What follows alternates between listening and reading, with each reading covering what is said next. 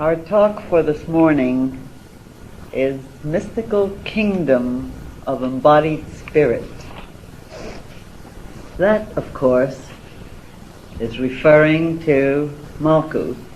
By now, those of you who've been coming regularly certainly know that this Kabbalistic tree of life is, in essence, the map of consciousness. Consciousness in its universal aspect, as well as consciousness in its personal aspects, consciousness in all aspects, wherever it is, even where we do not recognize it as being in existence. So that once we have a map of consciousness, this map, remember, having been given man, according to tradition, by the angels after the fall of Adam, remember, meaning generic humanity, this map having been given in order that man may have help, may find a way to return from whence he came, to regain whatever is truly meant by the Garden of Eden. And what is the Garden of Eden? Many of you have heard me speak of this before. One of its most important meanings, really, is time and space. God placed Adam, that is, humanity, in the Garden of Eden, that is, in time and space, in order for man to keep and dress it. So time and space refer actually to the ability and the capacity to have the kind of consciousness which can experience this extraordinary aspect of the universe. And it can experience this aspect through what? You have to have a body, a vehicle. So that dressing, as a matter of fact, when you keep and dress something, you actually even give it. When you dress it, you put a dress over it, you give it a vehicle. And what is it that the consciousness of man on the physical plane really does? Stop and think for a moment. Isn't it because of this special vehicle that we have that reacts to certain vibrations in a special way, isn't it because of this that we experience other things in the way we do? For example, we know that there are vibrations in the cosmos of such vastnesses that it takes the most complicated kinds of instruments that the mind of man can invent in order to become aware of a very small segment of them. And yet, man, the eyes of man, are able to be aware of the most infinitesimal fraction of all these vibrations. A certain range, which we call the range in light, and it's such a small range that it covers through, when you put this light through a prism, it covers what is called the fastest vibration that man can register. The consciousness interprets a vibration it's aware of that hits on a portion of the eye, the apparent outer eye. Man's consciousness can only register from the most rapid vibration, which is in the violet scale, to the slowest vibration, right down from violet, right down to what we call the scale of red. This is what the eyes register. Now, through instruments which are extensions of the eyes, in a sense, man also can register ranges that go into the ultraviolet. We don't see it, the ultraviolet, but think how potent ultraviolet is. Without the ultraviolet rays, man could not live in it through the vehicle that he does, and with too much of the ultraviolet rays, he will be killed. He has to have just so much, not too much and not too little. Survival depends on just that amount of unseen energy, that is, vibrations in a range utterly unseen. before man evolved his intellect, right, because he could extend his range of awareness, man still could only live within certain ranges of this ultraviolet, but he had no knowledge of it. Now, not having knowledge of it didn't make it any the less true. And in the same way, not having knowledge of other areas or levels of vibration doesn't mean that they're not there. We live in an ocean of vibration.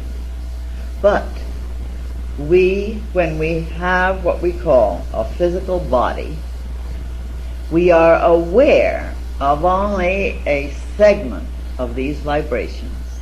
And this awareness is not something that, or we can call it this limitation of awareness, is not something that has come about by chance. It is the actual requirement that the Lord of the universe has in order to develop the instrument that will give the very specialized experience that we call time and space. And the specialized experience that we call time and space is the ability to limit our attention, or to have our attention limited to that range of vibrations that gives us the aspects of, for example, touch, because bear in mind, when we touch anything, what we are doing really is touching something that is in a vibratory rate. And because the vibratory rate of what our bodies consist of, because our bodies really are atoms in vibration. Ask any atomic scientist, and he'll tell you that that which you experience as a physical body actually is composed of atoms specially held together in some kind of field, and the occultist has known this throughout the ages. And this field actually that holds these vibrations together is the field of consciousness. So it is consciousness that is concentrated into a special field that attracts to itself certain portions of vibrations. You think of the ocean of vibrations in the universe as being one way we think of the mind stuff of God. You could say that we experience a very limited aspect of the mind stuff of God via this field of consciousness which makes us experience ourselves as being something solid. And yet the only reason we can experience ourselves as being something solid is because the atoms that vibrate this field that we call our bodies are in conjunction to the vibrations of, or say, the vibrations of the atoms that make up this particular portion of the pulpit, the podium, the chair you sit upon. They actually are vibrating at approximately the same rates. It's like if you take the best analogy, which I've used before, but I've never been able to think of a better analogy than that, is if you take a fan, an electric fan, and you run it at a certain speed, when you look at it, it looks solid. Furthermore, if you throw sand at it, it's going to knock the sand right back into your eyes if you're not careful. It's going to hit back just as though it hit something very solid indeed. And yet if you stop the motion, which is like stopping the vibrations of that fan, you see it isn't something solid. It was the motion that was going so rapidly that it reacted towards us as something solid. In the same way, everything we experience as solid is because the vibrations of that which we call our body and the vibrations of that which we call a building and a tree and a creature, and a chair, all things, are in conjunction with each other, where you might say we hit back vibratorily. A vibration goes out and knocks back to us, and actually then it is the flashback of the vibrations, which sometimes is also called the reflection of the vibration back to us, which gives us the experience of something solid, and that's part of what makes the consciousness of man, in fact it's the important part, that makes the consciousness of man then experience the mind stuff of God in a specialized way that is interpreted in whatever manner we do interpret it. So that, for instance, vibrations that are vibrating in a special manner, in a special field, which we experience as a tree, are being experienced as a tree because that field of mind stuff is holding the image of itself. And remember, it's the image of God, because God is the creator of all things. The image that the divine consciousness holds becomes the field that brings about that which we call physical matter. So we experience the world in such a way, we give it a name, we say physical matter. And yet, from the point of view of the atomic scientist, for example, the world isn't made up of physical matter at all. It's made up of atoms, each atom being as far from the next atom as a star is from another star in the heavens. So that you can say all physical matter is made up of empty space with points of light. And yet, we experience solidity. And the solidity we experience, incidentally, is not untrue, because there's nothing more definite, there's nothing more true than a field of energy, a field of consciousness that is fixed in a specific image, in motion, because it isn't really fixed, it's the motion, like the motion of the fan. And that's why it has been said that Malkuth, the kingdom, this is how it's taught in Kabbalah, which remembers the secret wisdom of Israel. The secret wisdom of Israel, giving us the map of consciousness and what is true about consciousness and about life and the universe in general, and what to do about it, as a matter of fact. So that the Kabbalah says the kingdom incidentally refers to the entire physical universe in its complete and most universal sense, as well as to our individual vehicle, whether it be the tiniest thing we call a body or the vast aspects of what we call bodies. This is all still referred to as the kingdom.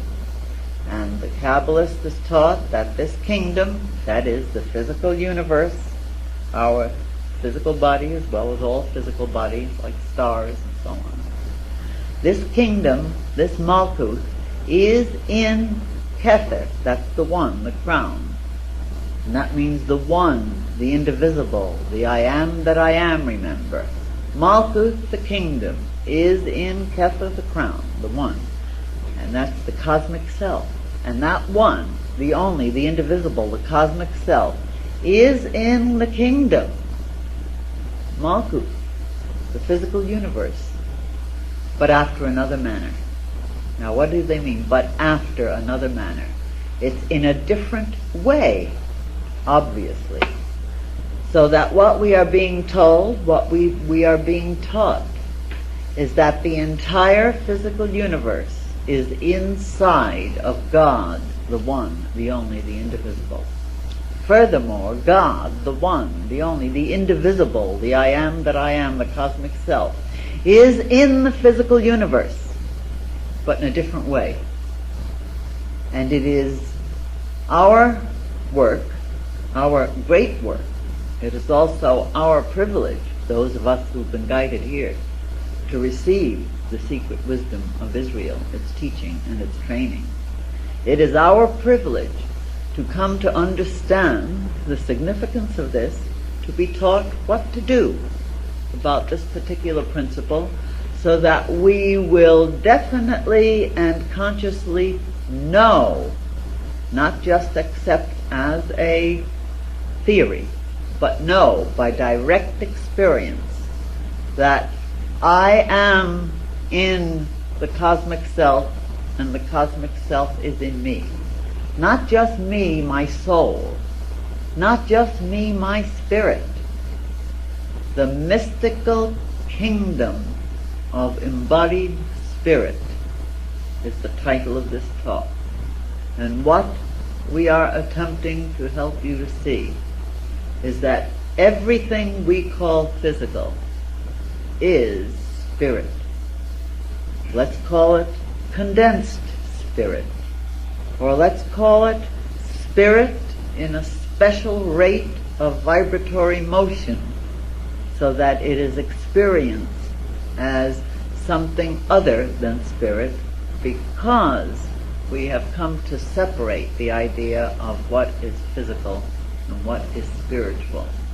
And of course, separating this idea in our minds has been a necessary thing for the sake of evolution, in order to develop conscious awareness. Still, once a certain area or level of evolution is accomplished, which means once we have attained our individuality, which comes from this experience of being separate from spirit. Once we have attained this individuality, then the great work and the essential work is to go to work to return from whence we came, but not to escape from where we are. No, never that. Much of the teachings in some of the Eastern schools of thought try to tell us that what we want to do is to develop such fabulous spirituality that we will never, never have to incarnate again in this terrible world of pain, so that the idea becomes escape from the physical universe one way or another. Well, in Kabbalah we have, of course, the very basic, and it's very basic teaching, that the kingdom of heaven is within you. Now remember, this is one of the definite aspects of the secret teaching of Israel that Jesus was very clear on. Remember, he was trained in the secret wisdom of Israel. Jesus was a Kabbalist.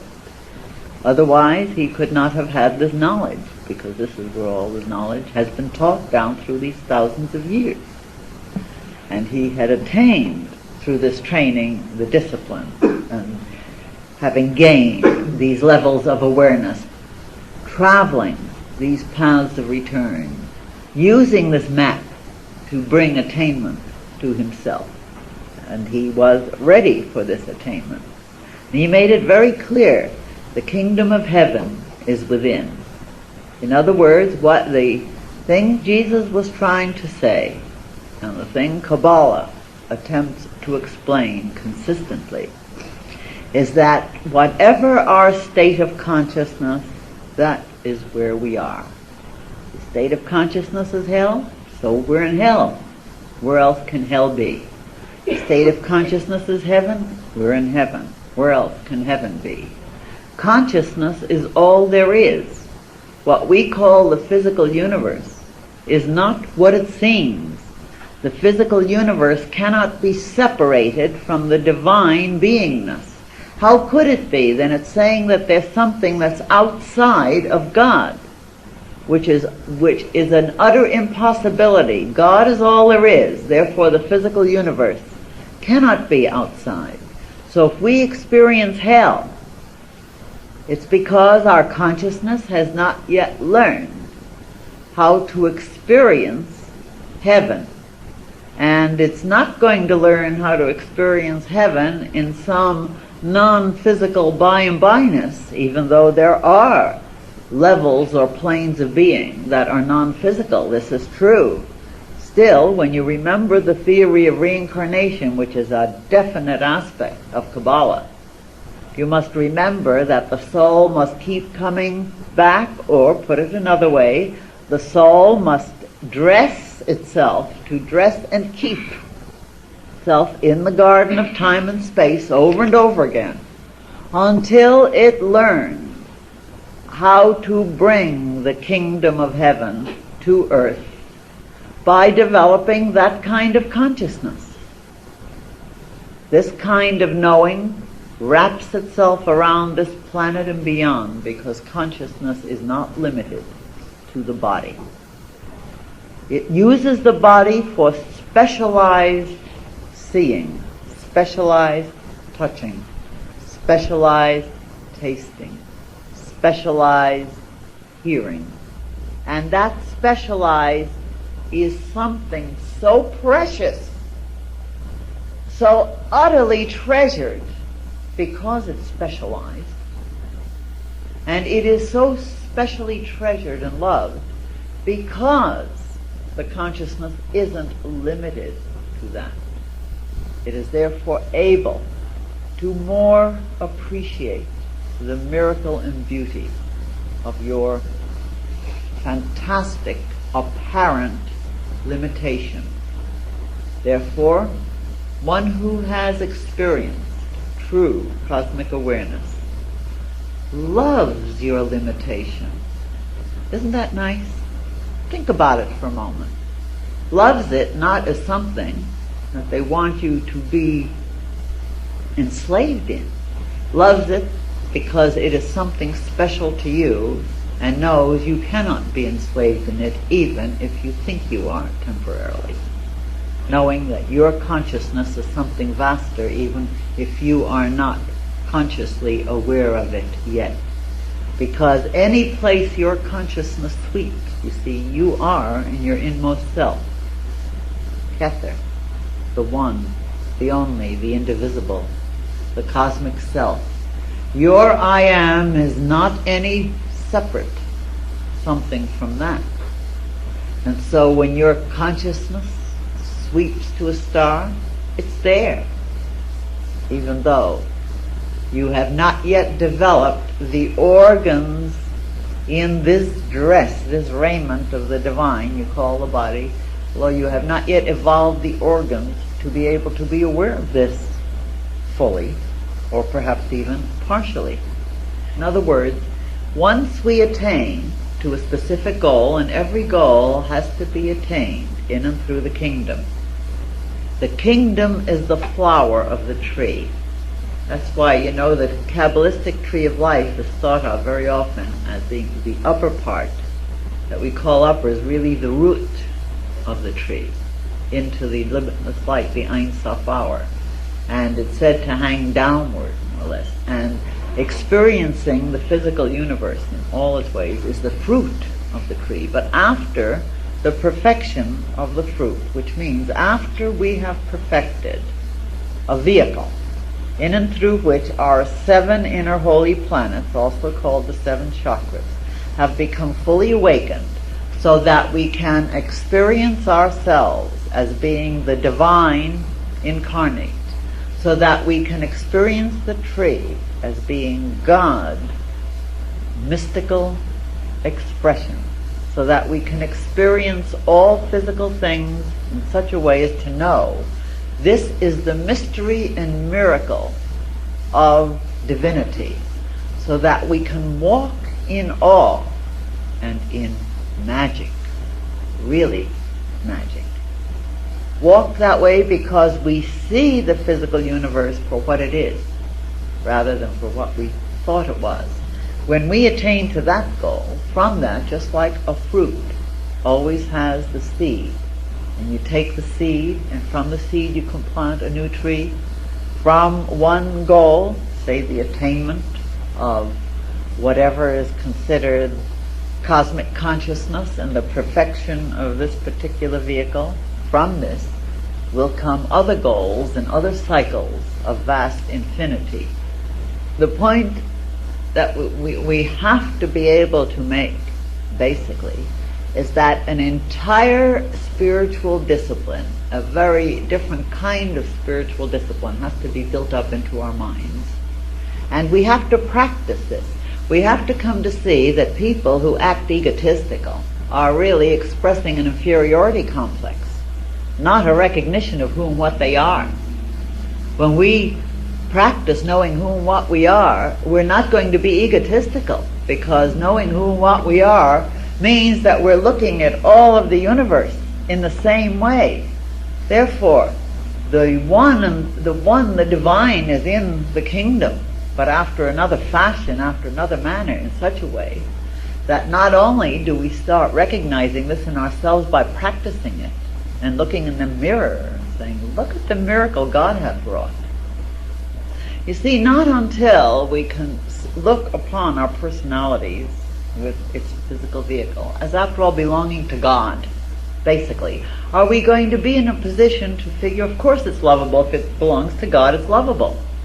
So I'll tell you what, I want everybody to practice this. Keep giving your body and your personality over to God. It's there anyway, you understand. I mean, don't think that you're doing God a favor, because God's already got you. But what you're trying to do is to consciously share. Maybe God isn't enjoying it at the moment, but that's up to us to change, with God, of course, to prepare ourselves to be able to experience that which it is our destiny to experience, and it is our responsibility to learn how to experience it. In other words, we keep giving, God might say to us, look, don't do me any favors, I already have you. But God won't, because the divine consciousness wants us to be able to share in and through the personality, this innermost beingness and specialness. So we have to practice reminding ourselves. This really becomes then a reminder. This is your body, God, and you know exactly what to do with it to help to perfect it so that it can express your divine beauty in ever greater measure. This is your personality, God. Think how much more personality we've got. There's an expression, gee, so-and-so has a lot of personality. Now, think how much more personality each and every one of us will have as we keep handing our personality over to God. Because, you see, since God is vast and infinite, more of that vast infinitude can start expressed in and through us. And that means, naturally, that in time and space, we will be able to express that much more personality. Adorable personality.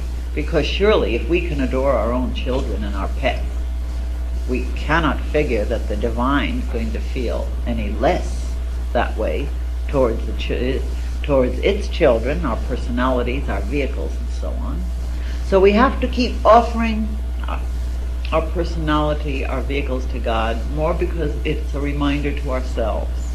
This is thy personality.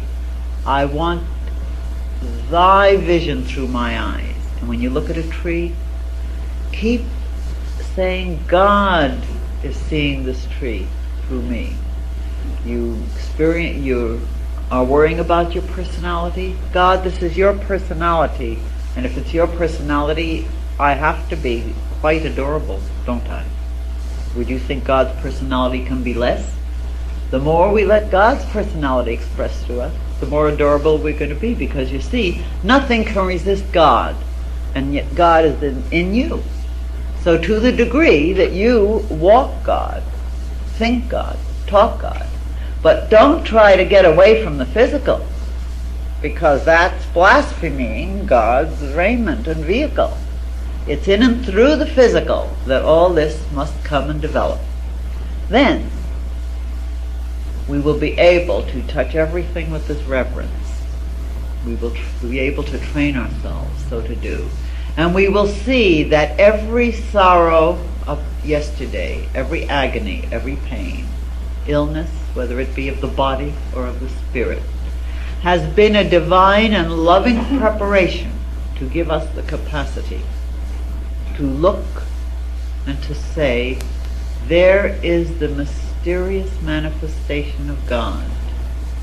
The embodied spirit of God walks here, and we'll see it in the little dog, the little cat, in the little flower, in the star. We'll see it in the galaxy, We'll see it in our beloved ones. We'll see it in our friends. And you know what? We'll even see it in our enemies. What do you think of that? We'll see it and we'll feel it and we'll taste it in the wind. And in every drop of water. It's everywhere. This is real cosmic consciousness. This is bringing heaven to earth. This is in store for you. Remember, practice it. God, the miracle.